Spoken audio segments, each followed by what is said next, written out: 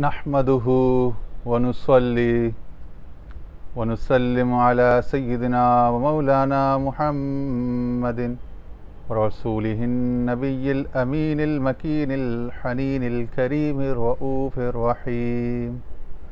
अम्मा बाद फ़अऊज़ु बिल्लाहि मिनश शैतानिर रजीम। बिस्मिल्लाहिर्रहमानिर्रहीम।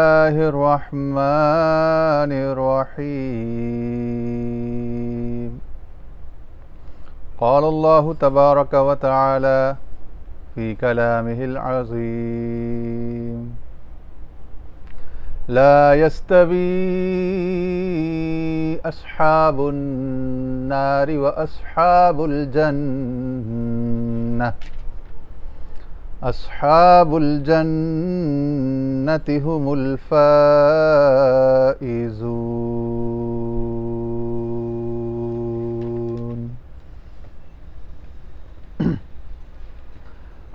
अच्छा जी, आज हम सखी हसन बाबा की दिल का चराग वॉल्यूम 4 जिल्द 4 से आपकी खिदमत में सबक नंबर 12 लेकर आ रहे हैं।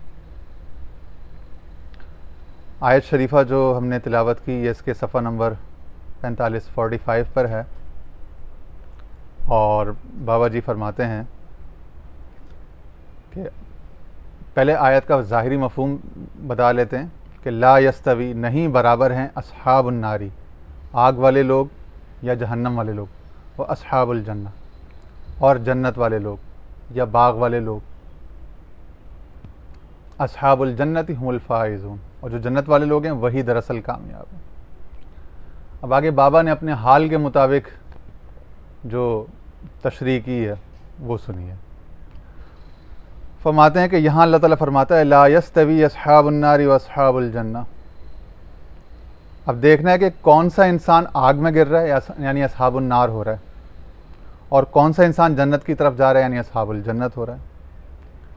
ये सब बज़ाहिर सूरत में एक हैं, मतलब सबकी ज़ाहिरी कुर्ता शलवार, टोपी, मिसवाक, गिट्टे घोड़े, नमाज की महराब, निशान, दाढ़ी की सर्टन लेंथ, पगड़ी, जुब्बा, दस्तार, बज़ाहिर देखने में सब एक जैसे हैं। सब नमाज़ पढ़ते हैं, सब अज़ान का जवाब देते हैं, वक्त पे पहुँच जाते हैं और बड़ी दीनदारी और बड़ी वज़ादारी दिखाते हैं। तो बज़ाहिर देखने में तो सब एक जैसे हैं, सबका दावा है। मगर कोई फ़र्क तो है ना, जब वो कह रहे हैं कि नहीं बराबर आग वाले और जन्नत वाले। तो अब देखना ही है। अब वो फरमा रहे हैं कि बज़ाहिर सबकी एक सूरत है, मगर जब तू तलाश करेगा कि कौन शख्स दोज़ख में गिर रहा है और कौन शख्स जन्नत में जा रहा है, तो तू देखेगा कि जन्नत में वही जाने वाला है और ये उसी की मीरास है कि जहाँ हज़रत आदम अलैहिस्सलाम पैदा हुए। यानी जन्नत में वही जाने वाला है जो आदम के नक्शे कदम पर होगा और आदम की सूरत सीरत पर होगा, वही जाएगा अपने बाप की मीरास की जगह पर। यानी यहाँ पे जन्नत से मुराद जन्नत क़ुर्बत है, जन्नत विलायत है, वो नेमतों वाली जन्नत नहीं। यानी यहाँ जब उरफा जब जन्नत की बात करते हैं तो उससे मुराद जन्नत के अंदर जन्नत रुयत या जन्नत कसीब जो शेख अकबर कहते हैं, उससे वो मुराद है। हकीकी जो जन्नत है, जो कि हकीकत में अल्लाह और उसके रसूल का दीदार विसाल है। तो दीदार विसाल की जन्नत जो है उनके नज़दीक वो जन्नत है, और दीदार विसाल से महरूमी, अगरचे कि सारी शहवत की और सारी तलबात रग़बात पूरी हो जाएं, तो वो जन्नत नहीं बल्कि जहन्नम में आग है। ठीक है। तो दीदार विसाल से, रिदवान से महरूमी, रज़ा से महरूमी, क़ुर्ब से महरूमी, वही दोज़ख है। और दीदार विसाल, क़ुर्ब और रज़ा रिज़वान जो है यही उनके नज़दीक व रिदवानुम मिनल्लाहि अकबर, तो उनके नज़दीक वही जो अकबर है वही उनके नज़दीक जन्नत है। आगे फिर इसको समझाते हैं, खोलते हैं। फरमाते हैं जन्नत को भी समझ ले, जन्नत एक नूर है, और नूर को भी समझ ले कि इसको कभी किसी किस्म की तकलीफ नहीं होती, यानी शिकवा शिकायत नहीं होती, राज़ी रहता है। अन्नफ्सुल मुतमइन्ना, वो नफ्स जो मुतमईन है, आराम पकड़ चुकी है, उसको कुछ ज़्यादा इस्तिराब नहीं है, कुछ लंबे लंबी उम्मीदें और लंबे प्लानिंग और लंबे उसके गोल्स और लंबे अपने नाम के, अपनी ज़ात के झंडे गाड़ने की कोई आरजू नहीं है। वो नफ्स मुतमईन्ना। तो कह रहे नूर को भी समझ ले कि इसको कभी किसी किस्म की तकलीफ महसूस नहीं होती, यानी हसरत और ख्वाहिश का कांटा, शहवत का कांटा इसके अंदर फिर नहीं रहता। और ये जो भी ज़रूरत की चीज़ है उसको सिर्फ ज़रूरत के दायरे में रख के उससे ज़रूरत पूरी करता है। शरीयत का तकाजा कि ज़िंदगी की डोर, सांसों की डोर बरकरार रहे, बस उससे ज़्यादा किसी भी शय से इक्तिसाब नहीं करता। तो अल्लाह ताला ने ये दोनों हस्तियों को दुनिया में क्यों कर भेजा? दोज़ख और जन्नत का जिक्र क्यों किया? ताकि मेरे बंदे तलाश करें कि हमें कौन जन्नत की दावत दे रहा है, यानी कुर्ब की जन्नत, दीदार विसाल वाली जन्नत, और कौन दोज़ख की, यानी कुर्ब विसाल, दीदार विसाल से, फना व बका, लज्जत मुशाहिदा से दूरी की वादी और शहवत और गरज की वादियों में लेके जाए। वो जो गरज है ना, और जो तमा और खौफ है, वही दोज़ख है, वही तकलीफ है। जो कह रहे हैं यहाँ पे तकलीफ नहीं महसूस होती, तो जो आदमी यहाँ से तकलीफ लेके जाएगा वो अगर जन्नत में भी चला गया, उसे हुराने बहिश्त मिल जाएंगी, उसे बहुत बड़े बड़े महलात बागादी मिल जाएंगे, मगर एक सदा की ख्वाहिश और गरज का कांटा उसके अंदर चुभता रहेगा। जो यहाँ से अंधा गया, मन काना फीही अज़ियमा वो फिल आखिरत, जो यहाँ से बसीरत की आंख खोलकर बेनियाजी इस्तिगना की कैफियत हासिल करके नहीं गया, वो वहाँ पे भी इन्हीं ख्वाहिशों में जलता रहेगा। किस काम की उसके लिए जन्नत और किस काम की उसके लिए वो राहत है? जब उसकी गरज नहीं ख़त्म हो, जब उसकी हसरत नहीं ख़त्म हो, जब उसकी तकलीफ़ ना मिटे, उसके अंदर आग जलती रहे, वही शहवत की जो इस दुनिया में जलती रही वही वहाँ भी जल रही, वही गरज की जो यहाँ भी जलती रही वो वहाँ भी जलती रहे। तो फ़र्क क्या हुआ, फ़ायदा क्या हुआ? जन्नत तो यहाँ भी इस तरह से फिर बहुत से लोगों को मिल गए जिनको ठंडे एसी कमरे और बड़े बड़े बंगले और महल हैं, जिनके लिए नौकर उनके इशारे पर जो ना इधर से उधर कर देते हैं चीज़ों को। जो यहाँ पे गवर्नर बादशाह हैं वो सब फिर क्यों जल रहे हैं, क्यों तकलीफ़ में, क्यों दाख हो दस्तूर दची बादशाह हानजी दरवेशान होता, मुझे रहमान बाबा कहता है। तो क्यों बादशाह लोग दरवेशों के कदमों में जाके सरनिगूं होते हैं, इनसे दुआएं कराते हैं, इनके पास कासा गदाई लेके जाते हैं? क्यों लाल शहबाज कलंदर के मज़ार पे हर हुक्मरान जाता है? क्यों दाता दरबार पे हर हुक्मरान जाता है? और अभी कल परसों की खबर है कि हमारे जो साहब हैं वो सेंट्रल एशिया में बुखारा में क्यों शाह नक्शबंद सिलसिला नक्शबंदिया के इमाम के मज़ार पे गए? तो क्यों ये सब दुनिया के कामयाब सलातीन बादशाह जो हैं इनके दरवेशों फ़कीरों की कुटिया में जाते हैं, इनके पास बंद कमरों में, इनके पास क्या लेने जाते हैं? तो कोई कमी तो रह जाती है, कोई कसक रहती है, कोई चुभन, कोई जलन, कोई महरूमी रहती है, जो सब कुछ होने के बावजूद नहीं ख़त्म होती। सब कुछ है, मुझे कहते हैं ना, जाने नासिर काज़मी जो कहते हैं ना, जाने किस चीज़ की कमी है, भरी दुनिया में जी नहीं लगता। उस्ताद गुलाम अली खान की आवाज़ में गज़ल है। चूँकि हम कोई जायद वायद कोई इस तरह के लोग तो हैं नहीं, हम तो खुले डुल्ले लोग हैं भाई। तो कहता है भरी दुनिया में जी नहीं लगता, जाने किस चीज़ की कमी है अभी, है किस चीज़ की कमी है? अब तक सब कुछ तो मिल गया, फिर किस चीज़ की कमी है? इसका मतलब है इंसान जब तक हकीकी प्यास को बुझाने की फ़िक्र नहीं करेगा और सिर्फ नहीं, तब तक दुनिया की कोई नेमत, कोई शय, नफ्स को मिलने वाली कोई भी राहत उसकी प्यास नहीं बुझा सकती, उसको सेंस ऑफ फुलफिलमेंट, अकम्पलिशमेंट नहीं दे सकती। और हमने देखा अपनी ज़िंदगी में हमारे बहुत सारे दोस्त बहुत कामयाब हो गए, वो जो कुछ चाहते थे उनको वो सब मिल गया, बल्कि उनकी तवक्को से ज़्यादा मिल गया।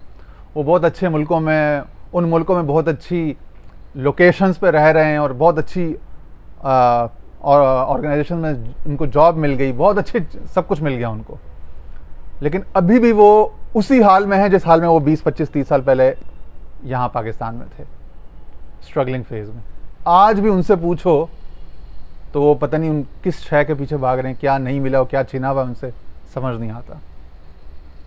तो वो जब तक के इंसान अपनी हकीकी प्यास को आइडेंटिफाई नहीं करेगा और उस तरफ नहीं जाएगा, रूह प्यासी रहेगी, एक उदासी रहेगी।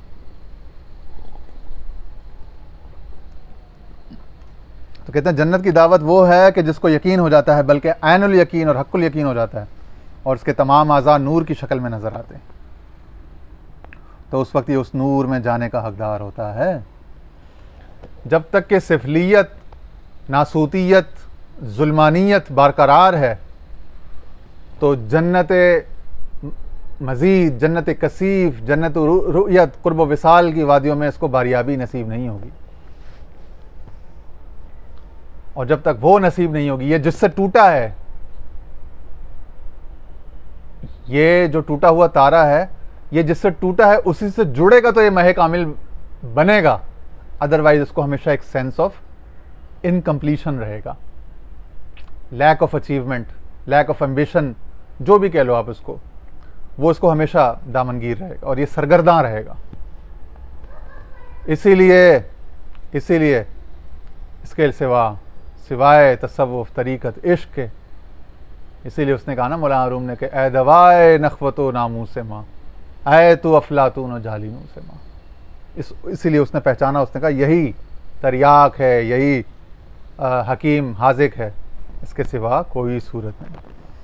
ऐनुल यकीन हक़्क़ुल यकीन रहता है, उसके तमाम अज़ा नूर की शक्ल में नजर आते हैं, तो उस वक्त ये उस नूर में जाने का हकदार होता है जिसको जन्नत कहते हैं।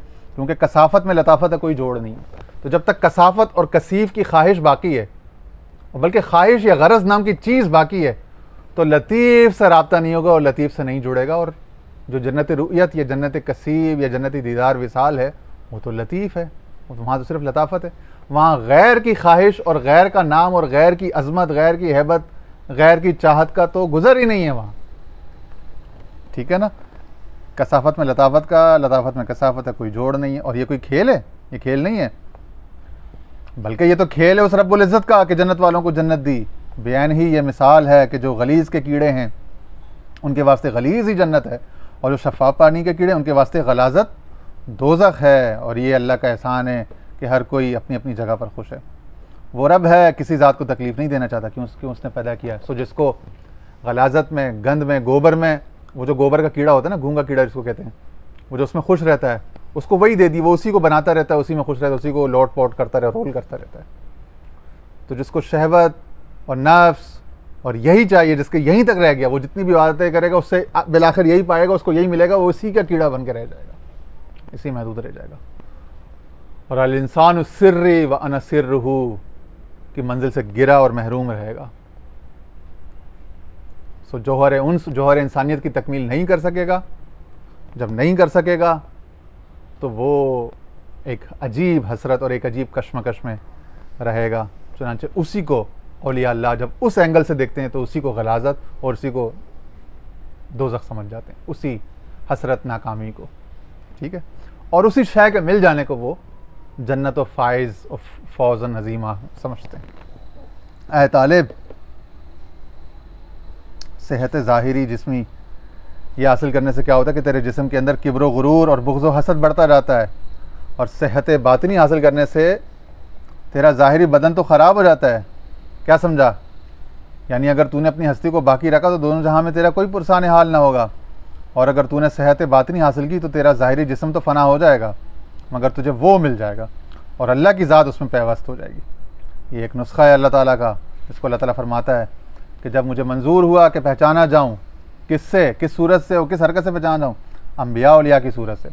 और इसी गर्ज से ये सूरतें बनाई गई हैं। इन्नल्लाह खलक़ आदम अला सूरती, कि इंसान इन्हीं ज़ाहिर व बातिन सूरतों और लिबासों से ही पाक हो सकता है। और यही इंसान जो बसूरत शैतान है, इन्हीं की सूरतों से जिस शैतान भी बनता जाता है, क्योंकि जिस सूरत का इंसान आशिक होता है उसी सूरत का उसका जिस्म भी बनता जाता है। तमाम दुनिया के अंदर नज़र ज़ाहिर रखने की वजह से हमेशा इंसान दूसरों की ज़ाहिरी सूरत देखा करता है, हालांकि ज़ाहिरी सूरत से इंसान काफिर, मुनाफिक और मोमिन सबको देखता है और सब बराबर मालूम होते हैं। अगर सिर्फ लिबास की सूरत की बात है तो कोई मोमिन काफिर की सूरत बदल कर आए तो ज़ाहिर वाला कैसे पहचान जाएगा? मोमिन काफिर का लिबास पहन ले, काफिर मोमिन का लिबास पहन ले, वो तो एक ही, ठीक है ना। इसी सूरत से अगर कोई काफिर मोमिन की सूरत बन गया है तो कैसे मालूम होगा? ये सब तेरा ख्याल ही ख्याल है कि फ़लाँ शख्स ऐसा है और फ़लाँ वैसा। यानी वो कह रहे हैं कि वो बहुत से ऐसे हैं, वो जो शैतान ने किया था ना कि नबी की अजमत का इनकार करके उसके मुकाबले में खड़ा हुआ था और अपने वजूद को, अपनी इबादत को खड़ा किया था, तो कह रहे हैं उसी सूरत, सीरत, उसी सुन्नत पर बहुत से बाकी हैं आज तक। वो अपनी इबादतों के गुर्रे में, अपनी इबादतों के या इल्म के, तकवा के ज़ोर में, ज़ुहद के ज़ोर में अम्बिया औलिया का मुकाबला करते हैं। कहते हैं कि उनको वो चीज़ क्यों मिली, हमें क्यों नहीं मिलती। वो दावा करते हैं कि हम इसके लायक हकदार हैं। वो वही शैतान की उसको फॉलो कर रहे हैं आज तक, उसकी लेगेसी को, ठीक है। तो कहते हैं बज़ाहिर तुम देखोगे तो उनके लिबासों से धोखा खा जाओगे, बड़ा मोमिन वाला सूरत बनाई होगी, लेकिन अंदर उनकी हकीकत कुछ और होगी। ऐ नादान, जब तक तू अपने पीर की एक एक अदा और उसकी रोज़ाना ज़िंदगी का एक नमूना न बनेगा, उस वक्त तक तू तैयार नहीं हो सकता। और इसी को अल्लाह ताला कुरान पाक में फरमाते हैं, अतीउल्लाह व अतीउर रसूल व उलिल अम्र मिनकुम। क्या समझा? यानी जब तक तू सरकार मदीना सल्लल्लाहु अलैहि वसल्लम की एक एक अदा और एक एक मकाम को न देखेगा तो खुद तू अमल नहीं करेगा तो तुझमें तैयारी नहीं आएगी। इसी सूरत से तेरा पीर तेरे सामने एक नमूना है, वउलिल अम्रि मिनकुम।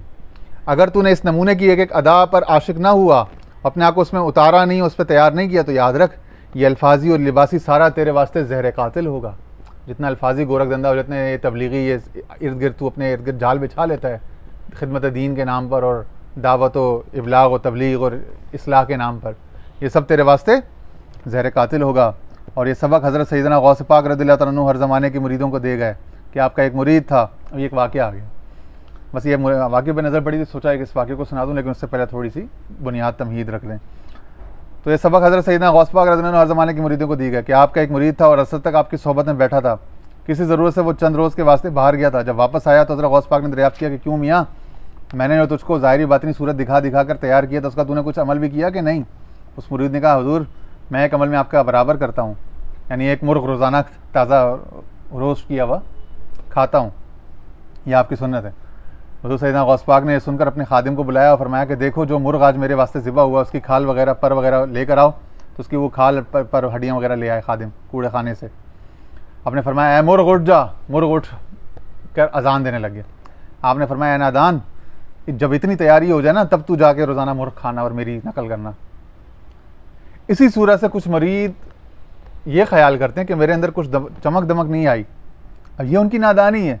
देख तो सही कि अल्लाह ताला ने सबसे पहले आदम का जिस्म बनाया और उस जिस्म के अंदर हाथ पैर कान नाक सब कुछ अता किया और फिर उस वक्त अपनी रूह डाली ताकि मेरी रूह से तमाम जिस्म काम करते रहें, जिस्म के अज़ा काम करते रहें।